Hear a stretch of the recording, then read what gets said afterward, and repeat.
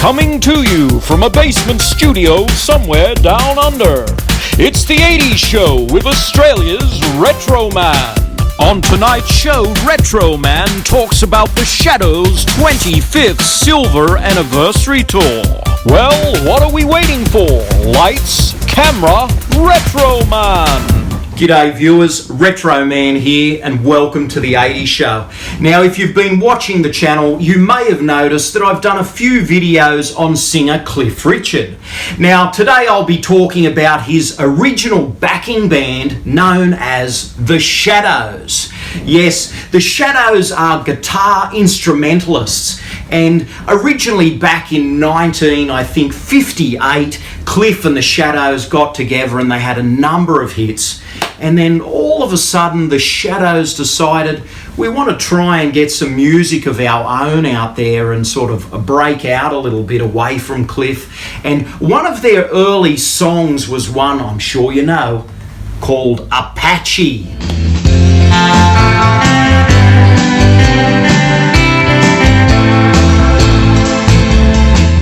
That's right, and Apache is a fantastic guitar track.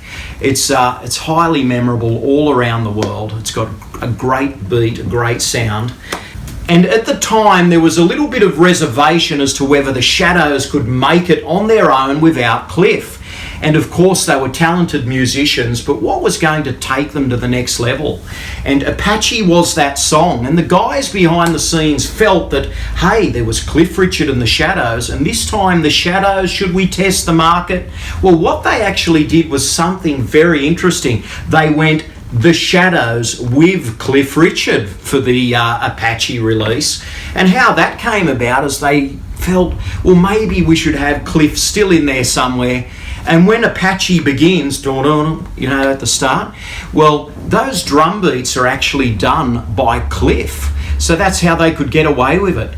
The Shadows with Cliff Richard for the Apache record. And after that, the Shadows' career just went through the roof. It took off. They had a number of hits just through strumming their guitars in their pure signature style. Do you remember when they used to move in, in sequence with each other in succession?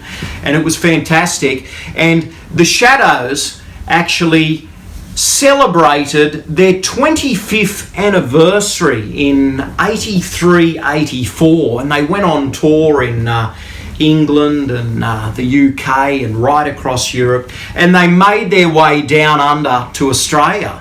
And I didn't attend one of their concerts, unfortunately, but my parents did. And what I have here today is this very interesting book here that celebrates their silver anniversary world tour.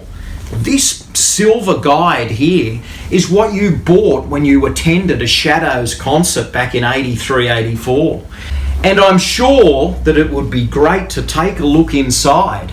So let's do that right now, guys. Let's take a look at the Shadows concert booklet from 83-84. So here we have it, guys, the Shadows Silver Anniversary World Tour program, and that's the back of it. This is what you purchased if you saw one of the Shadows concerts during their 83-84 tour. It was celebrating 25 years, and they're a fabulous guitar group. And let's take a look inside, homage to the Shadows. There's some little extracts there from newspapers over the years. A great shot of the two guys we have come to know so well, Hank Marvin, Bruce Welch, and there's Brian Bennett on drums. Well, here's a little section on Bruce Welch. He was the Shadow with that twinkle in his eye, the mischievous Shadow, if you will.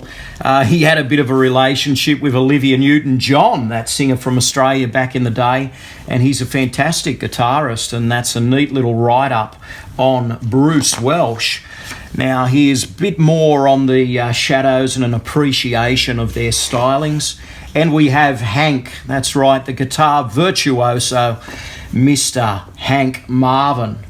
And wow, look at that, some nice stills, a bit of a write-up there. There's a guitar and some sheet music, etc.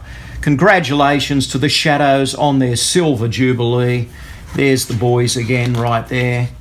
Actually, that looks like they have won an award. Yes, that's a photo featuring their Novella Award to mark their unique contribution to the British music industry over the past 25 years.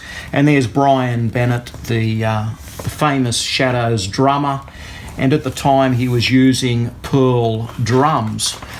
And there's more on the Shadows. There's Cliff, of course. Cliff gets in there.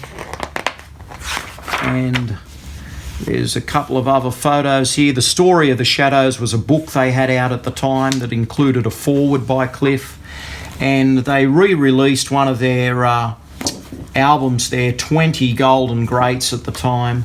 And that's Paul McCartney on the back page here of the program. That was his Coming Up music video, which was a bit of a homage to Hank Marvin there and his classic Fender Stratocaster.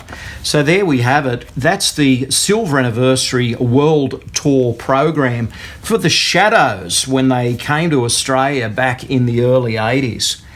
So that's it for today. A quick peek into the tour program of the Shadows during the early 80s. And wow, I really wish I had have attended one of these concerts, but thankfully my parents have passed this on to me, and it's a neat little collectible, a piece of pop music memorabilia that is fantastic to just look through and experience. And you think about all their great songs over the years. And I will return with more Shadows, guys. It doesn't end here. I'm going to be talking about this album in our next episode, The Shadows Sounds of Today. This was an album that they had out in the 1980s, and it was a bit of a change of pace album, and I will be discussing that on our next episode. So I will be back with more Shadows, more 80s. This is Retro Man, living the dream 80s style. Stay gold. Thanks for watching. Retro Man will return faster than a boomerang and slicker than Hank B. Marvin with a Fender Stratocaster. Please subscribe and good night, viewers.